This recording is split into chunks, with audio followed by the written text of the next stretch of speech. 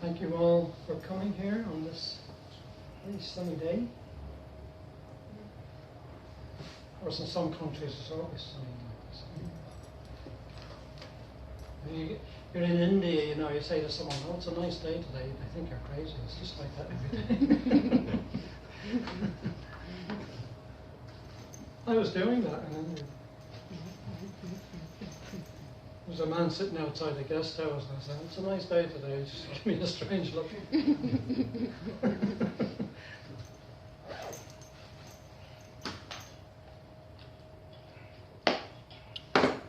But every day is a nice day with Krishna.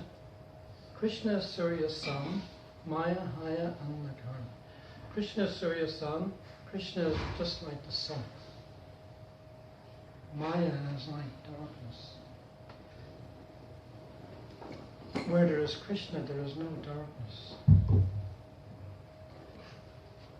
I read from the 4th chapter.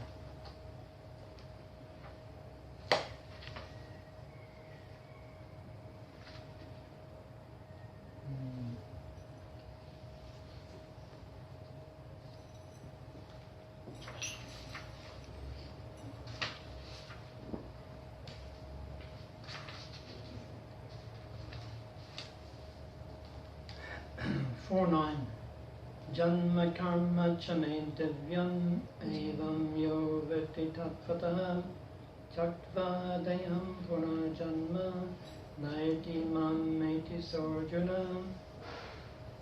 Translation: One who knows the transcendental nature of my appearance and activities does not, upon leaving the body, take his birth again in this material world, but attains my eternal abode, O Arjuna. Purport: The Lord's descent from his transcendental abode is already explained in the 6th verse. One who can understand the truth of the appearance of the personality of Godhead is already liberated from material bondage, and therefore he returns to the kingdom of God immediately after quitting this present material body. Such liberation of the living entity from material bondage is not at all easy. The impersonalists and the yogis attain liberation only after much trouble and many, many births. Even then, the liberation they achieve, merging into the impersonal Brahmajyoti of the Lord, is only partial, and there is the risk of returning to this material world.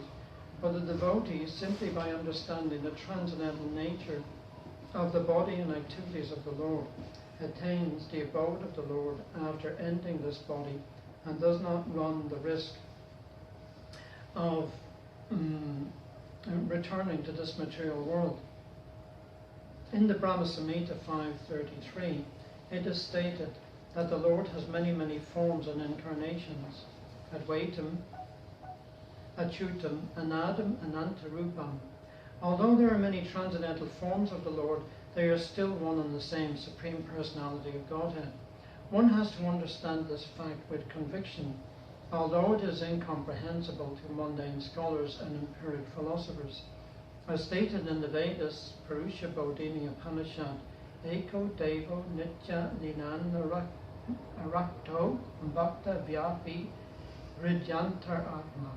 The one Supreme Personality of Godhead is eternally engaged in many, many transcendental forms in relationships with his unalloyed devotees. This Vedic version is confirmed in this verse of the Gita personally by the Lord. One who accepts this truth on the strength of the authority of the Vedas and of the Supreme Personality of Godhead, and who does not waste time in philosophical speculations, attains the highest perfectional stage of liberation.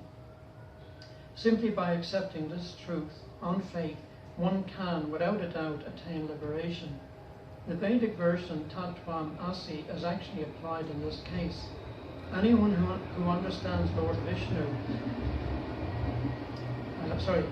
anyone who understands Lord Krishna to be the Supreme, or who says unto the Lord, "You are the same Supreme Brahman, the personality of Godhead," is certainly liberated instantly, and consequently his entrance into the transcendental association of the Lord is guaranteed. In other words, such a faithful devotee of the Lord attains perfection, and this is confirmed by the following Vedic assertion: Taneva vidit vati mrityam eti nanya panta vidyate yanaya. One can attain the perfect stage of liberation from birth and death simply by knowing the Lord, the Supreme Personality of Godhead, and there is no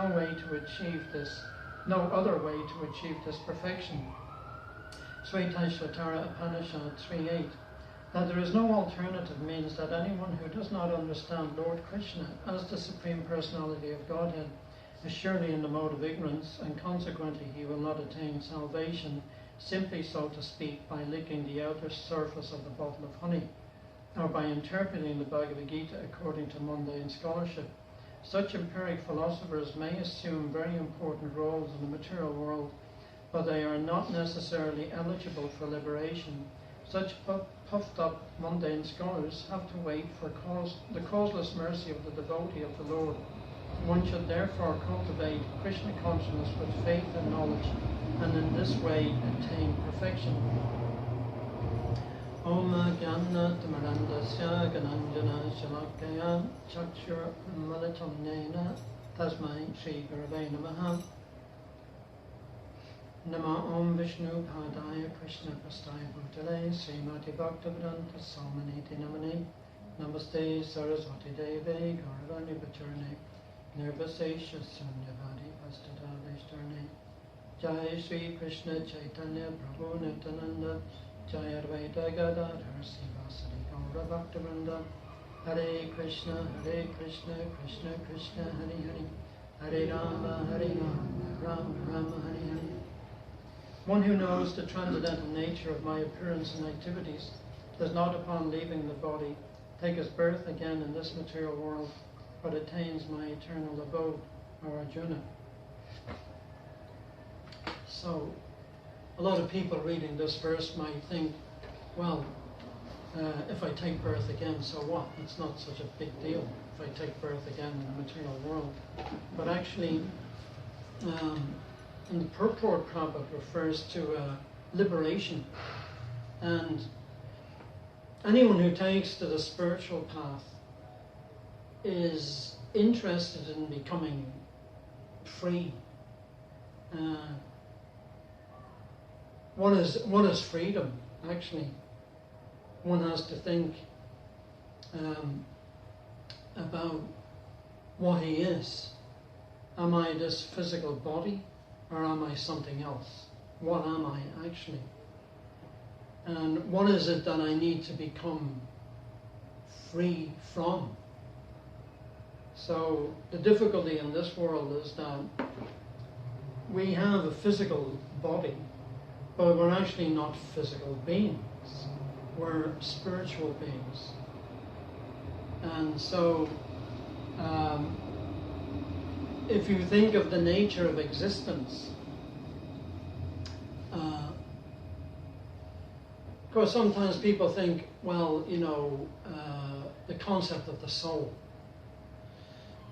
And people will discuss whether they believe in the existence of the soul or they don't believe in the existence of the soul. But it's not so complicated, actually, to understand the nature of the soul. Because a symptom of the soul is consciousness. So the fact that we're conscious is a symptom that we're spiritual beings, that we are spirit souls. So the soul is conscious. The interesting thing is that, science generally, they don't particularly discuss the existence of the soul because they don't know what it is.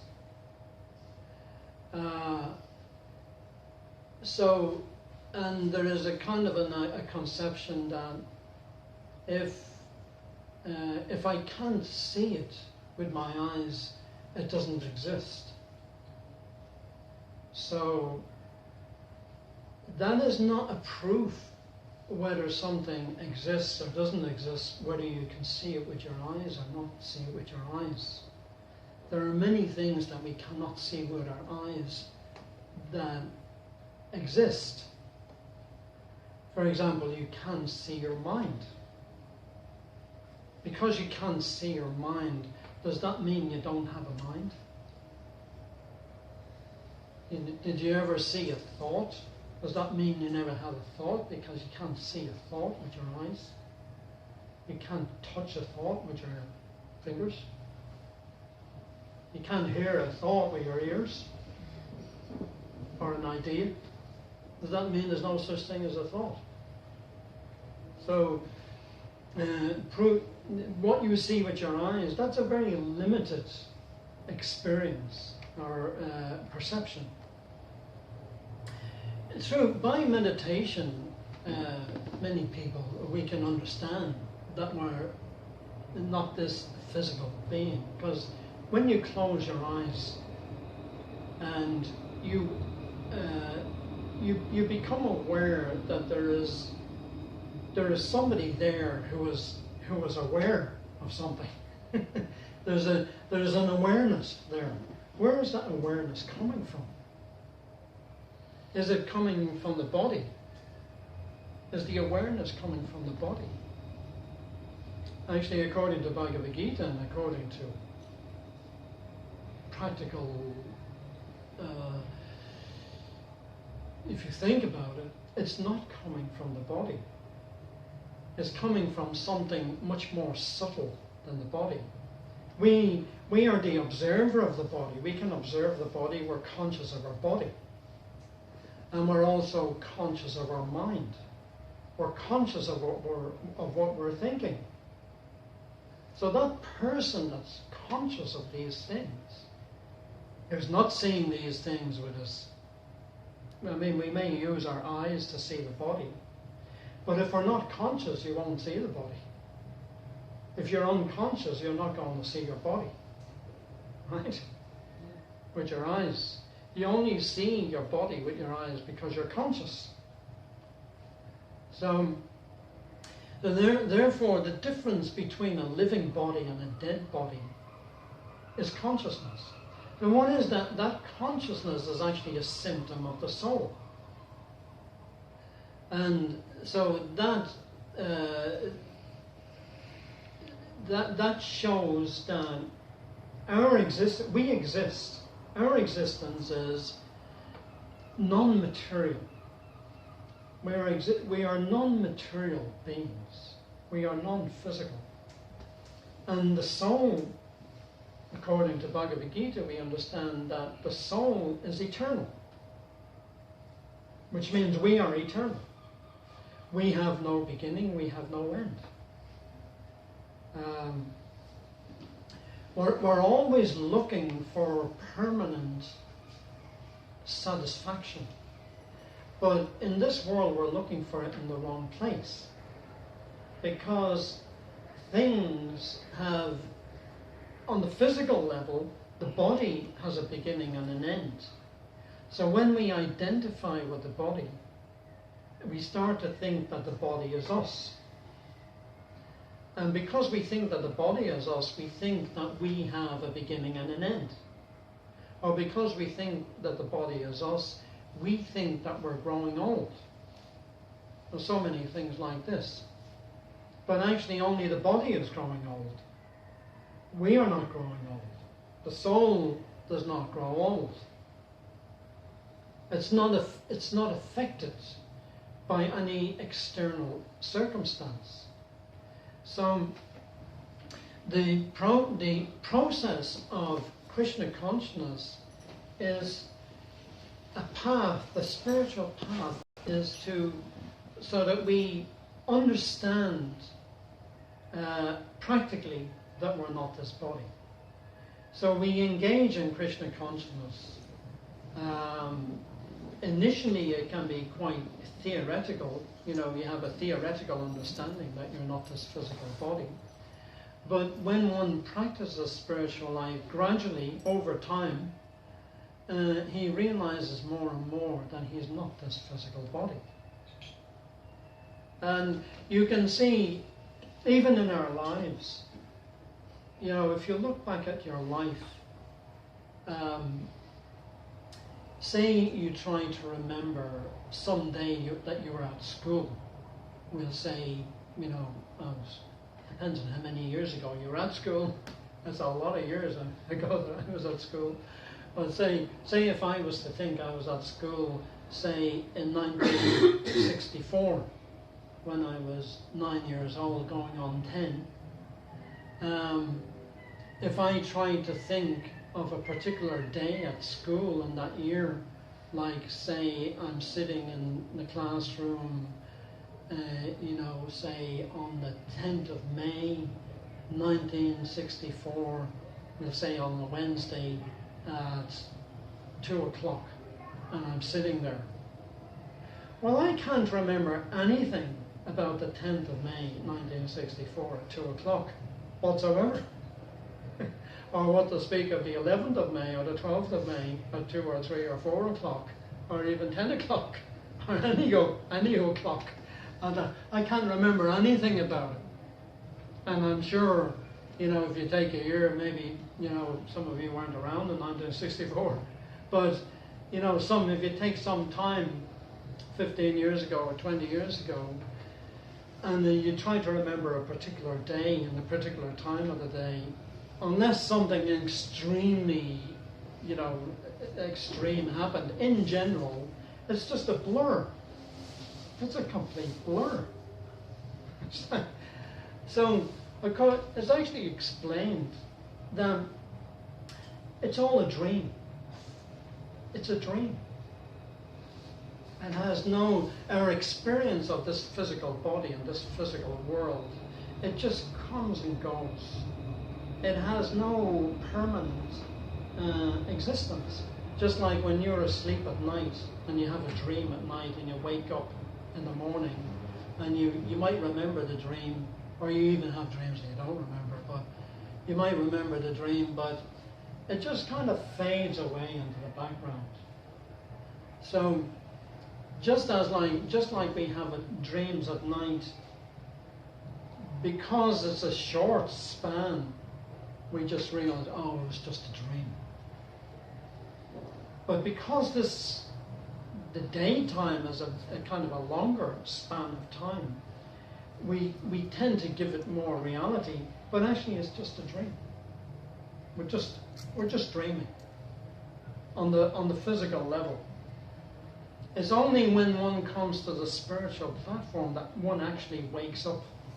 And then that waking up means he understands what his actual nature is, who he actually is, that he is a spirit soul, a spiritually aware, conscious being that's observing things that are going on that actually has nothing to do, really, with this physical world. Actually, that's why when one takes to the spiritual path, one of the byproducts, if you like, of spiritual development or spiritual consciousness is that you become detached from the material world. You become detached from the physical body. And you don't identify with things like people think I'm Irish or I'm English, I'm a man, I'm a woman. All these things, all these are all physical, temporary conditions that one has as a result of identifying with a temporary situation that actually has no real substantial existence. I mean, if you look at a person's life, say you go to a cemetery and you look at somebody's, George Smith, for instance, on a headstone, right? So you see his name on a headstone, and you say, like, George Smith, born 1930, died 2018, I'll say. Okay? So what happened to his life? What's the significance of his life? Where is he now? What's he doing now?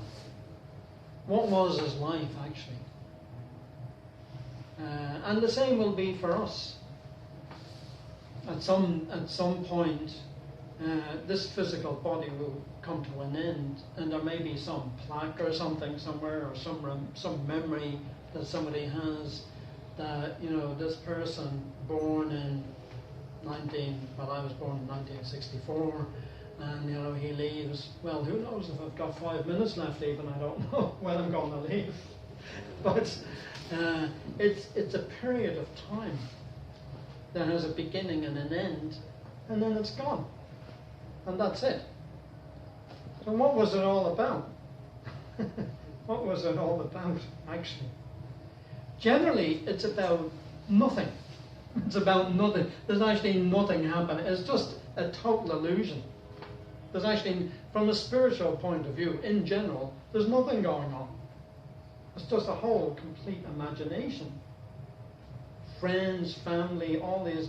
Where is the family gone? Where are the friends gone? Where are you gone? Who knows? So, what's the significance of it all? So, so Bhagavad Gita, it gives us a totally transcendental perspective on what is reality and what is an illusion. The problem in the material world is that people think take an illusion to be reality. And see, what happens is when you give your attention to something, doesn't matter what it is, for long enough, it becomes your reality, your so-called reality. So therefore you have to be careful what you give your attention to, because you could be giving your attention to a total illusion. So if we have to understand what reality is, so the basic understanding, initial understanding for spiritual understanding is to understand that we're not this body. That's the first step. So then, just to go on to this verse here, where Krishna says, one who understands the transcendental nature of my appearance and activities does not, upon leaving this body, take his birth again in the material world, but attains my eternal abode, O Arjuna. So Krishna, he comes to the material world.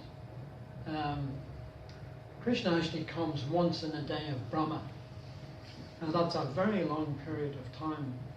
A day of Brahma is 1,000 ages taken together, is 12 hours of Brahma, and so also is his night. It's explained in the Bhagavad Gita.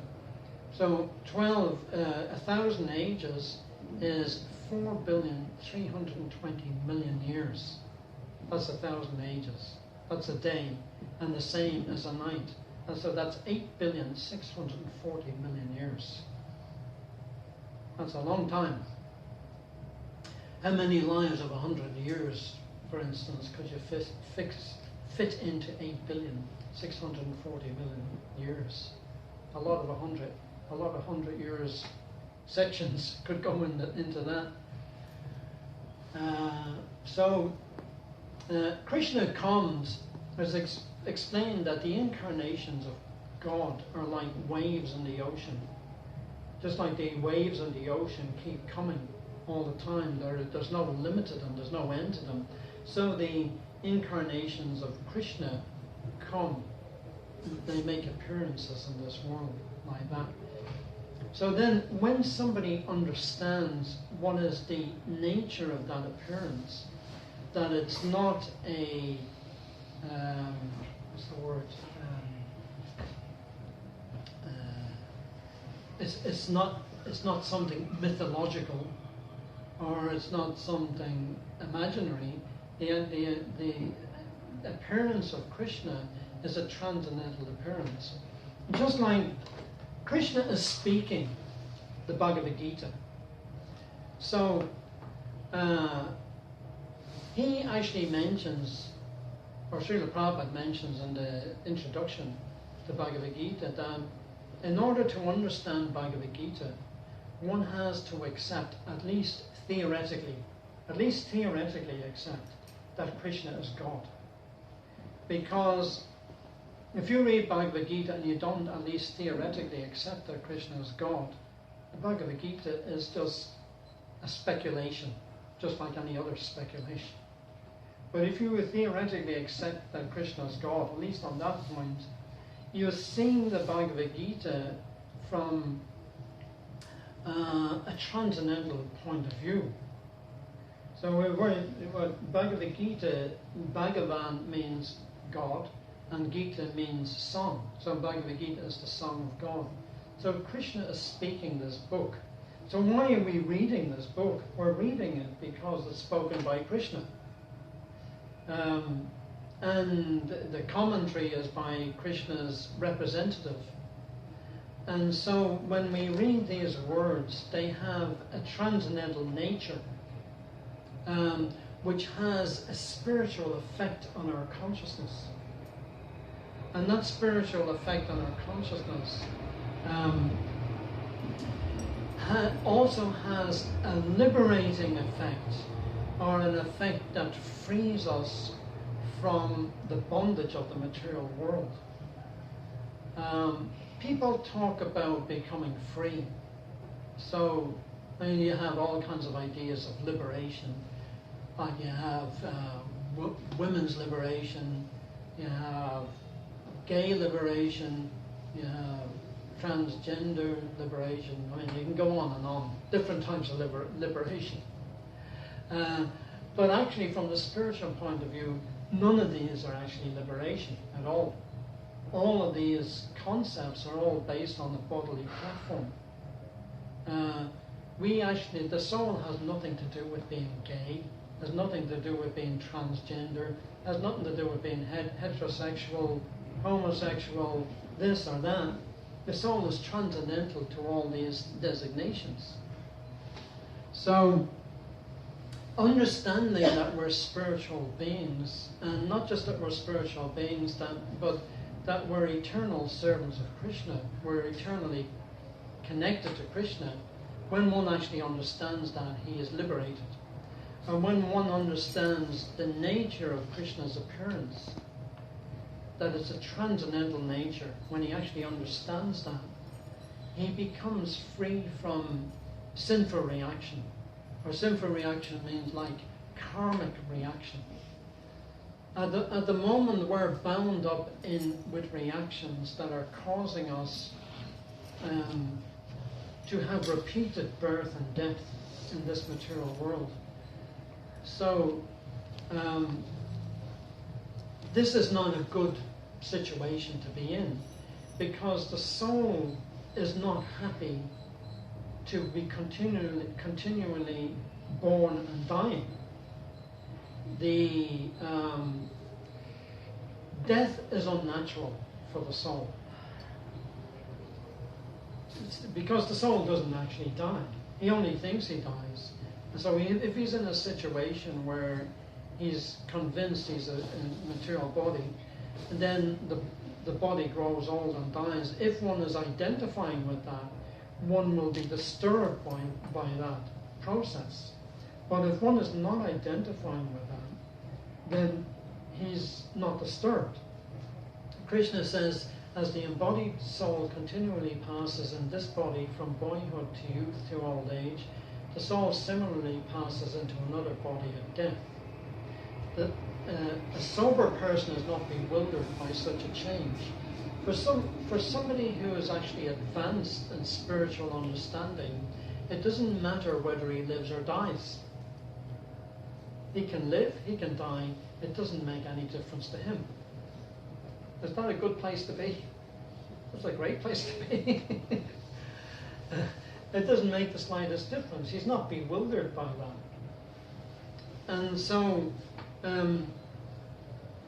it's the same with Krishna. Krishna is not affected when he appears in this material world. He's not affected by the material world in any way. He's transcendental to the material world. He doesn't have to come to the material world. He's not forced to come here, and he's not forced to leave. The conditioned soul is actually forced to come to the material world, or forced by the modes of nature to have a physical body, and he's also forced to leave the body. He's forced to grow old. He's forced to die. So many things are forced upon him that he doesn't want. So you can say, well, you're saying he's forced to grow old. Where's this force? Well, one way to look at it is that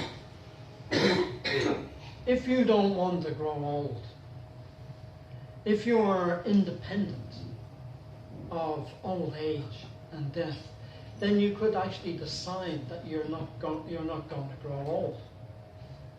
You could actually, if you were completely independent from any sort of outside condition or outside force, if you're totally independent like that, which Krishna is, by the way, right? Krishna is totally independent. But then you could decide that, well, I'm completely independent. I'm completely in control of my whole situation. And as a result of that, one of the things that I want to exert control over is old age. I'm deciding I don't want to grow old. That's it. And you could actually do it. But who can do it? You can't actually do that. Time is marching on, and it's having an effect. And even though you might get, anti-aging cream or whatever, or Botox or something like this, I've heard people say the problem with Botox is that, it may stop wrinkles or something for a while, but then you end up with this kind of stiff look in your face, so that when you take it, if you were smiling, you ended up with this sort of permanent, smile kind of stuck on your face. So, and it's very odd. So it doesn't work very well. So anyway, the thing is that if somebody has a choice, in general, if he's relatively sane, if he has a choice, he'll decide that he doesn't want to grow old, isn't it? We would all decide, okay, I don't want to grow old, if we had a choice. So we don't actually have a choice. You just, it just goes on. Somehow or other, you sort of, in some way, people become accustomed to the idea of growing old, because it happens sort of gradually. Because, like, imagine if you were a 16-year-old or something, and within 2 years you end up looking like a 64-year-old, which you're looking like me. I'm 64. So if you're a 16-year-old, and I would say when I was 16 and I looked in the mirror when I was 16 and I saw myself as I am now, I'd probably faint with shock. It would be just a total nightmare, a complete nightmare. Of course, it is a bit of a nightmare when I look in the mirror these days. But still, I don't faint, because I kind of got used to the idea over the years. So, but anyway, the thing is that somehow or other, you're given time, 16, 17, 18, 19, 20, you become kind of gradually getting, you're 30, okay, you're getting slightly 35, 38, 40. Gradually you get a bit of time to get used to the idea. But actually, from a spiritual point of view, though, a spiritual person on the path of Krishna consciousness will never will never accept old age as a sort of a natural result of his existence. He doesn't accept it. Most people accept, okay, you have to grow old, you're in this material world, you have to grow old, you have to die. Most people just say, okay, well, what can you do? It's just what happens in the material world. For a devotee of Krishna, for someone in spiritual consciousness, he doesn't buy that. He said, that's not acceptable. I don't accept that I have to grow old and I have to die. Maybe the body grows old and dies, but I don't accept that I grow old and I die. And we also have information that this is the case, that it doesn't actually happen. It's an illusion. So when you understand that, and when you understand the nature of Krishna's words and the nature of Krishna's activities and Krishna's appearance, you actually become liberated from birth and death. Because, see, we don't just have one birth and death. We have millions and millions of births. This is not the first time that we've been around. We've been around for millions of years. It's just when we were born in this lifetime, it's not the first time that we were born. We've been born many, many, many times in the past. And we've died many times in the past. And we grew old many times in the past. So, from one who becomes thoughtful about spiritual life and begins to understand this point, he understands, well, this program is not much fun. Because the soul is not meant to be born and grow old and die. It's actually unnatural for the soul. So in the spiritual world, with Krishna, all the living entities in the spiritual world, all the living beings in the spiritual world, they don't grow old and they don't die. They don't get diseased. None of these things are happening. They live eternally. They don't experience any kind of misery. There's information in Bhagavad Gita that this is the case. And of course, there is some concept in all religions that this is the case, that there's something else beyond this whole material consciousness.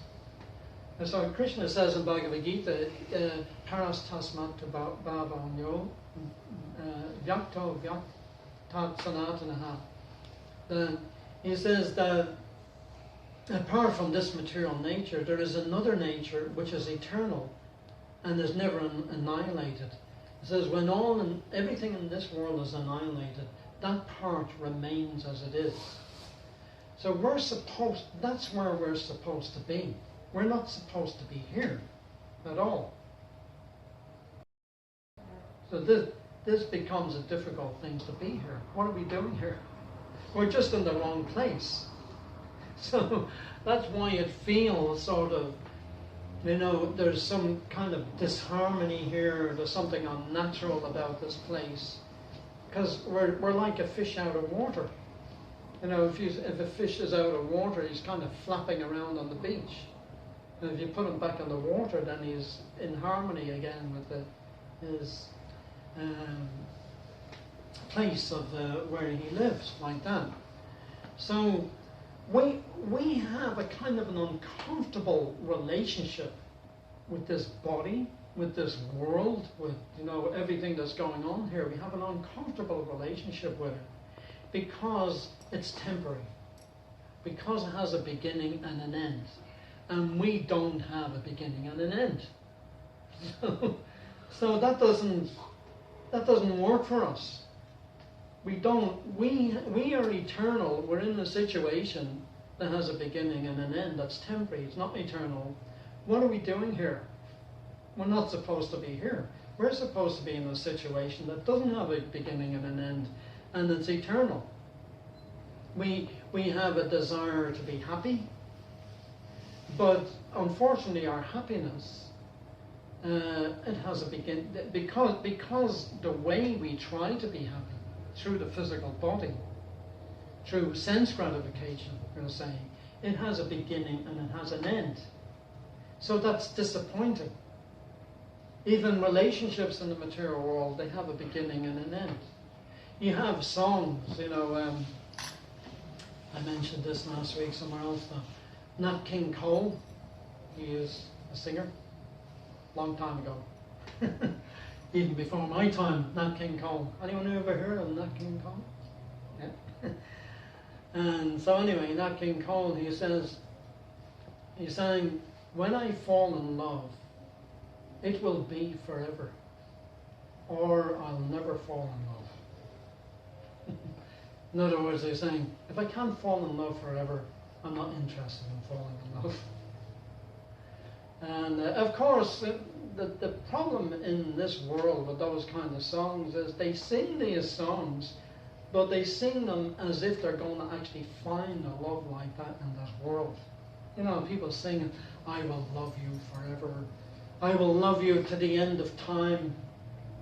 Well, you're not going to be here till the end of time. You're going to be gone in 40 or 50 years. You'll be gone and she'll be gone or he'll be gone. How are you going to, where are you going to be till the end of time? According to the law of karma, a man could love a woman like anything. He wants to love her to the end of time. If he's absorbed in that woman, according to the law of karma, there's a chance that he'll come back as a woman in this next life. And if the woman is absorbed in loving that man, according to the law, there's a chance that she'll come back as a man in her next life. So it's completely turned around. So what the hell is going on here? So she was a man in her last life, and he was a woman in his last life, and now, anyway, whatever. I'm getting confused myself. So this material world is weird, basically. It's a weird place.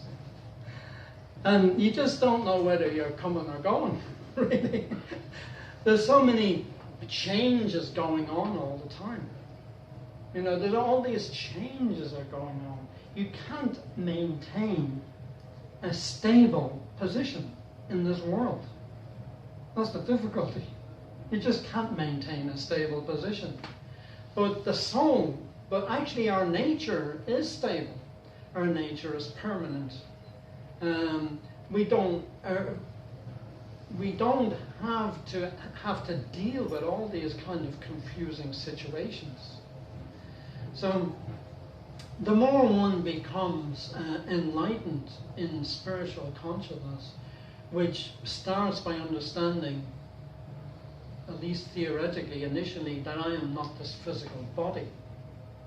And then from that also one begins to learn and to understand about the supreme person. That there is a supreme controller. There is a supreme friend. There is a person there. Krishna says, I am the friend of all living entities and well-wisher of all living entities. And he is a permanent friend to us. He is a friend that he'll never forsake us. No matter what we do, actually, Krishna will never forsake us. Krishna is in our hearts as the super soul. And so, no matter what the conditioned soul does in the material world, and he can do some pretty obnoxious things, to say the least, Krishna never leaves him. Krishna is always in his heart waiting for him to turn to him. Forever.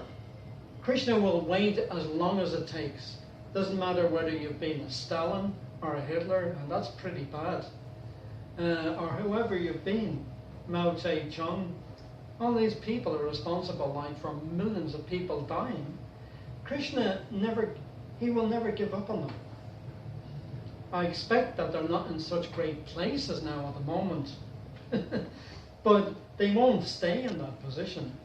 Eventually, because their nature is spiritual, at some point in time,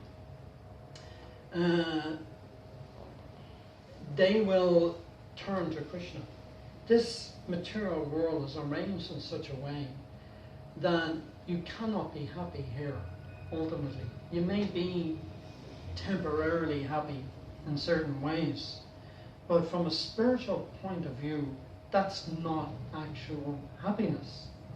Temporary, fleeting happiness is not actual happiness from the spiritual point of view. Krishna says, Jehi sangsparsha boga dukkha yonaya evate ajantavanta kantaya nateshu ramate buddha.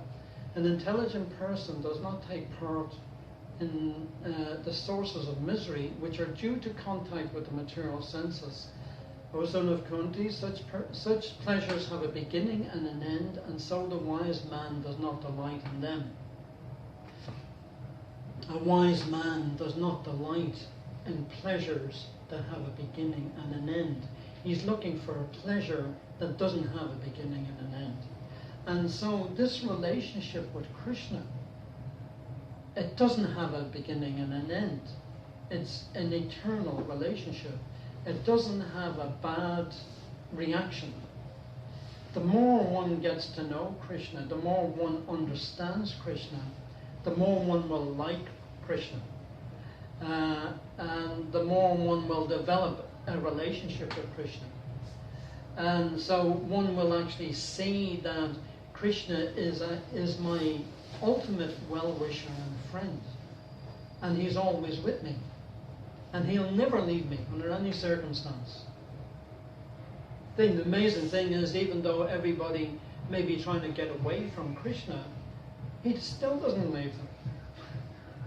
And so when you think about it, it's actually very sort of unappreciative, you're saying. Imagine if you're God and you have all these atheists discussing whether you exist or not. That's very nice, huh? All these atheists are like, I don't think God exists, or I don't. Imagine if you had, people who knew you. Huh? So I was thinking, that probably will be a past and you will know that at some stage they will find Krishna. Oh yes, they will, yeah. No, they will find Krishna. Yeah. No, but this is when I'm just giving an example for the time, for this particular time, that somebody might be an atheist now. And he may be discussing with another atheist whether God exists or not. What I'm saying is from the point of view of God, from God's point of view. You know what I mean? Say you were God, okay? Just say you are God, and then you have people discussing whether you exist or you don't exist. Imagine if you're sitting there, and we start having a discussion whether. What's your name? Leo. Sorry. Leo. Leo. Leo. Okay, Leo. So imagine we all just start discussing whether Leo exists or doesn't exist, and somebody is really saying, "Oh, she doesn't exist. She doesn't exist." And so, well, maybe she exists, or maybe she doesn't exist. Now, how would you feel if we start, really doubting your existence? This is the level of existence. They were doubting my existence in this reality. Oh yeah, I don't exist. I know, yeah. So, Anyway, I'm just trying to make a point that, I remember years ago, back in the 60s or something, there used to be a TV program called The Twilight Zone. And there was this guy, somehow or other, I can't remember exactly how it happened. He was in this world where nobody could perceive his existence. And then he would go into a shop or something, and there'd be other people in the shop, wanting to buy something. And he'd be in the shop and say a loaf of bread or something like this. And he'd be in the shop and he's trying to get the attention of the person serving. And they didn't, as far as they couldn't see him. As far as they were concerned, he didn't exist. And so, the person was serving all the other people, and then he'd go and he'd try and maybe buy a car or something like that. But he didn't exist as far as the person in the showroom was and whatever, like this, So the point I'm making is that often that's how people treat God, as if he doesn't exist. They don't want to talk about God. They don't want to hear about God. They're not interested in God. And as far as they're concerned, there are many more things that are much more interesting for them than any kind of thought or discussion about God. So that is the tendency in this world. This is a world where the majority of people, or the tendency among people, is that they're not interested in God. If you try to talk to people about God in general, you'd be lucky if you get 5 minutes of their time, and then they start looking at their watch. And your time is nearly up, sir. And they say things like, not wanting to change the subject, but which means they actually do want to change the subject. But in the spiritual world, actually, everyone is completely absorbed in Krishna. Totally absorbed in Krishna. They can't think of anything but Krishna. Forever. Because Krishna is the most attractive person. Krishna is the most lovable person. He's the best friend. He's your best well-wisher. And they actually have realized that in their own existence. And so they developed this relationship with Krishna. And they just can't stop talking about Krishna, and they can't stop thinking about Krishna. And even if there's some instances, even if they try to stop thinking about Krishna, they can't stop thinking about Krishna. So they're totally absorbed in Krishna. And the result of this is that they're eternally in ecstasy. They're in eternal bliss forever. And so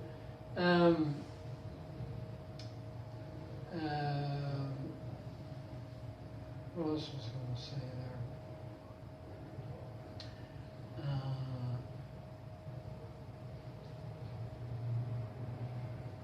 So then, just to finish up here on a point, is that we can resurrect our relationship with Krishna by hearing about Krishna, by reading Bhagavad Gita, by reading Srimad Bhagavatam. We have so many other books here, Chaitanya Charitamrita. We can hear about Krishna.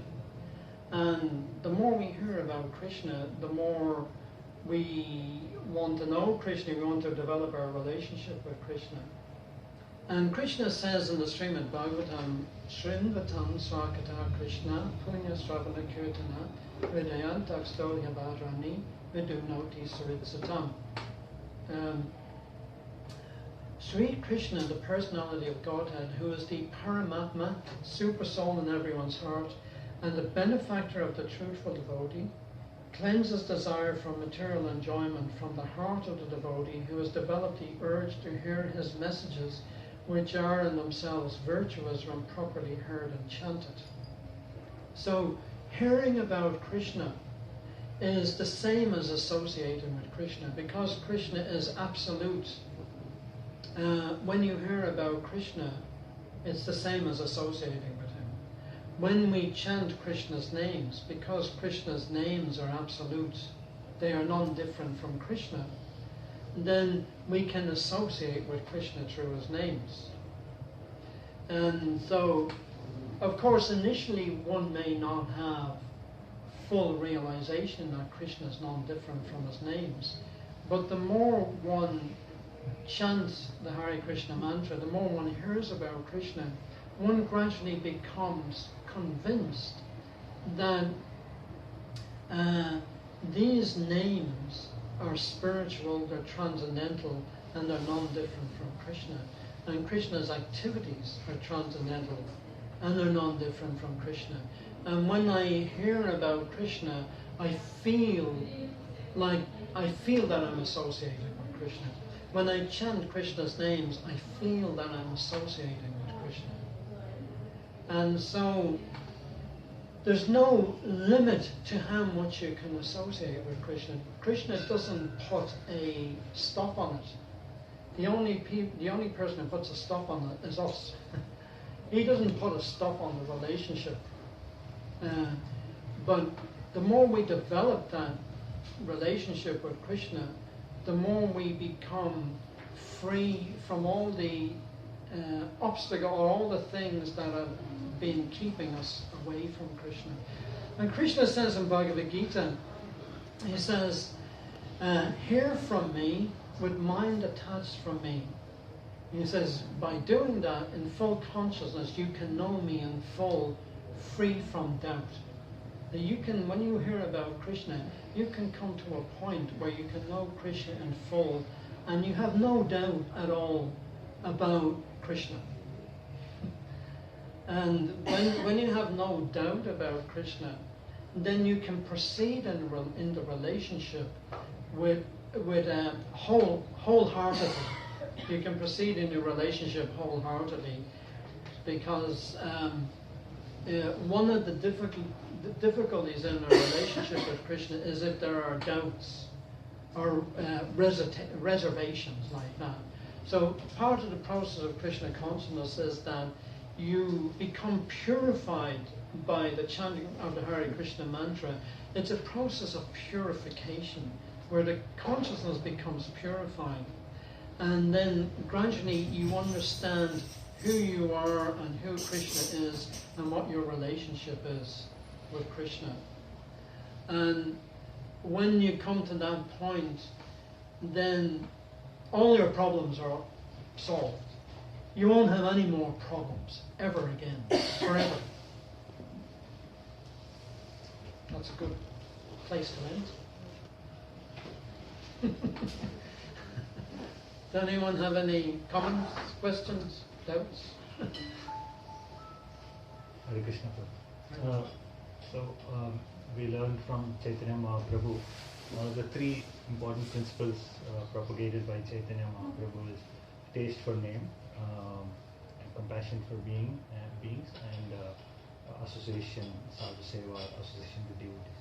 So keeping that in the backdrop, isn't it actually good to assume this body come to this very materialistic world, because this is where I get the association or the devotees, this is where I get to hear Lord's name, the Kirtan, and also this is where I get to hear about Lord's pastimes and the knowledge propagated by gurus and Maharaj like you.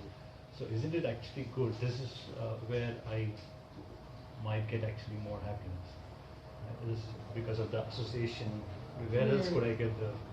In the spiritual world, you can get it. When you leave your body and you go back to the spiritual world, you'll have the association with Krishna and all Krishna's devotees, and you can glorify Krishna forever.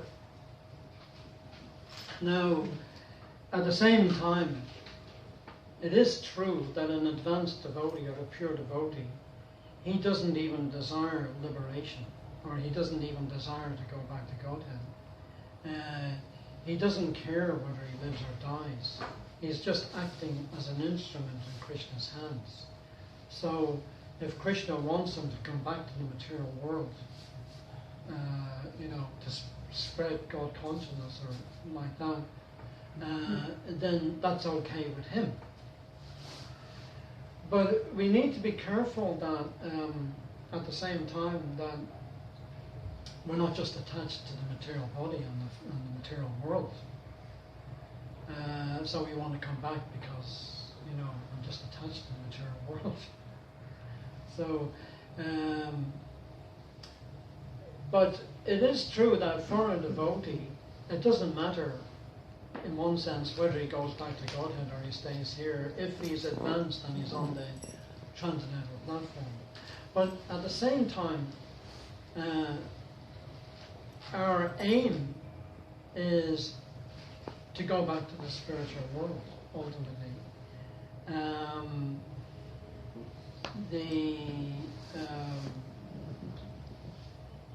We have to become free from all attachment to the physical world, and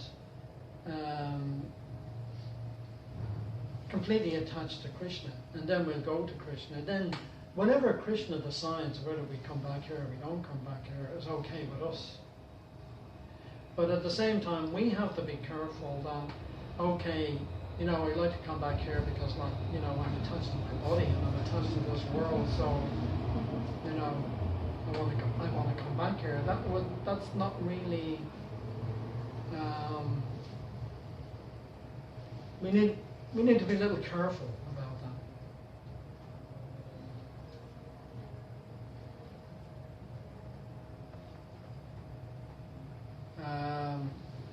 Again, at the same time, the progress that we make in this life spiritually, if we don't go back to the spiritual world, whatever progress we make, that will stay with us. And if we become attached to chanting and hearing about Krishna, but we don't completely make it, if we come back here, we'll pick up from where we left off, and so we'll proceed from there. But it is true that there are advanced devotees of Krishna who have actually prayed that they don't care whether they go back to the spiritual world, whether they go to heaven, whether they go to hell. It doesn't make any difference to them. But that's very advanced. We have to be careful that we don't sort of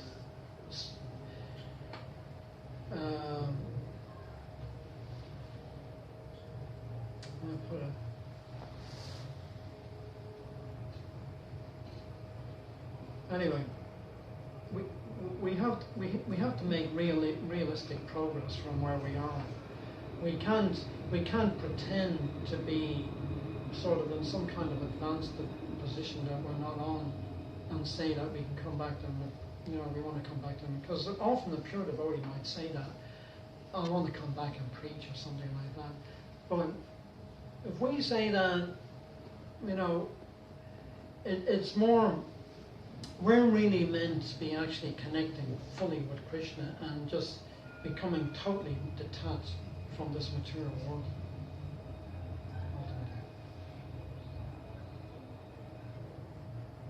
Anything else?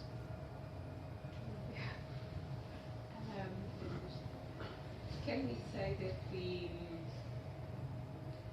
our body grow old and our soul grow wiser? Yes. Oh yes, yeah. Yeah, the soul. Of course, the soul is always wise. I mean, the soul, the qualities of the soul are: soul is eternal, full of knowledge and bliss. They're qualities of the soul. And so, now, in the material world, it's not necessarily that everyone is necessarily becoming wiser. Some people can become very stupid the older they get. So it's not a guarantee that when one gets older he'll become wiser. And what I mean by wisdom, I mean spiritually realized. There are many old people that I try to talk to them about spiritual life, and there's no chance. They're just not interested at all. So, okay. Anything else? I heard a statement that devotees, as they grow older, they actually welcome the old age. Oh yeah. You mentioned many horrors of old age, but could you elaborate or explain in which ways devotees, or for what reasons they welcome old age? Yeah. Well, because it reminds you, when you understand, when you see that the physical body is growing old, it becomes an impetus to become more focused spiritually. To understand it becomes an impetus to understand that actually I'm not this body. I'm a spiritual being. I actually have nothing to do with this body. This body is just a vehicle, or like Krishna says in Bhagavad Gita, as a person accepts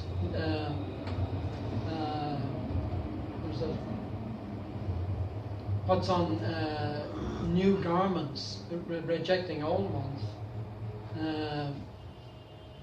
then the soul accepts new material bodies, rejecting the old ones, like this. Anyway, the body becomes old, but actually I don't become old.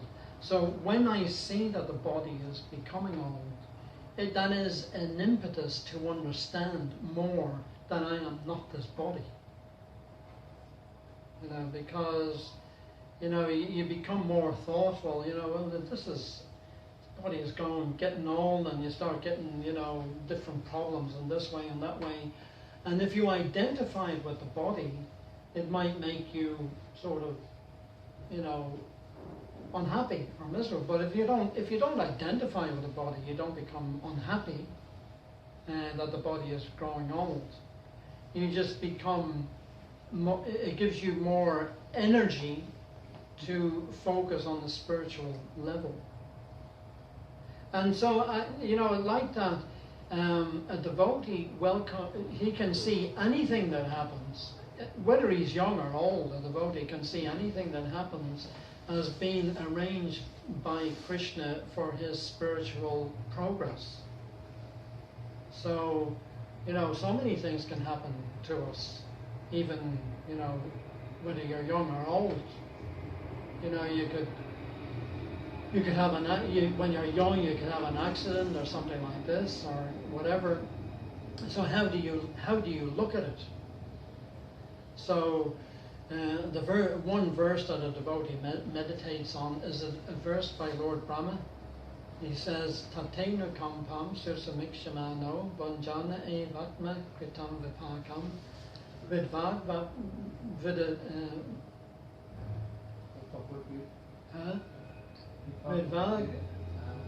anyway, I can't. Jiveta yo mukti padesadaiva. Tatena kampam sursamikshmano vanjana evatma kritam vipakam. Vidvad vapur bir vidadan namaste. Jiveta yo mukti padesadaiva. Lord Brahma prays, my dear Lord, one who earnestly awaits for you to bestow your causeless mercy on him, all the while patiently suffering the reactions of his past misdeeds, and offering new obeisances with his heart, words, and body is certainly eligible for liberation, for it has become his rightful claim. So if you look at that verse, he says that, one who patiently goes on suffering the reactions of his past misdeeds, patiently suffering and at the same time offering Krishna respectful obeisances with his heart, words and body, he becomes eligible for liberation. So the reason why he becomes eligible for liberation is because he's using the situation to offer his obeisances to Krishna from the core of his heart with his body, mind and words. Right? Understand? And because of that, he becomes eligible for liberation. So everything that happens to a devotee, he uses it to turn to Krishna. Because somebody, say for example, the opposite of that would be somebody has an accident or something like this, and what he says, what did I do to deserve this? Or why did God, what kind of a God is this that, made this happen to me? So that would be the way not to become liberated. So the way to become liberated is to understand that because of my past misdeeds, I'm suffering reactions now because of that. So I'm not blaming God. I'm taking full responsibility that I'm the cause of my own suffering and pain. And so if I accept that and I turn my attention to Krishna and completely focus my attention on Krishna, I'll actually become free from all those reactions. Even though I might be suffering the reactions now, I may be in a difficult situation. I could end up in a wheelchair or whatever, so many different things. But because I accept full responsibility for the reaction, I'm actually becoming liberated. In other words, I'm not actually affected by the results of my past misdeeds. And then you're not affected by the results of your past misdeeds.